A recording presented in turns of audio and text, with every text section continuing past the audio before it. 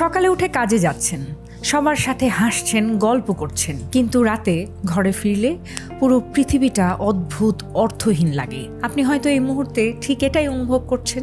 বাইরে থেকে দেখলে মনে হবে আপনার জীবন একদম পারফেক্ট, কোনো অভাব নেই, কিন্তু আপনি জানেন আপনি কিভাবে বেঁচে আছেন।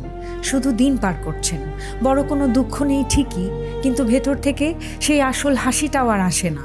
আপনি কষ্ট পাওয়া বন্ধ করে দিয়েছেন, কিন্তু সেই সাথে আপনার খুশিটাও হারিয়ে গেছে।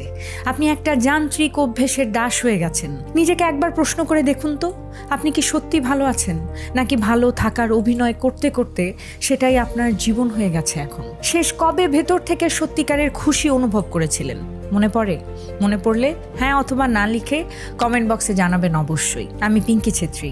নিজের মনকে শুনতে শিখুন।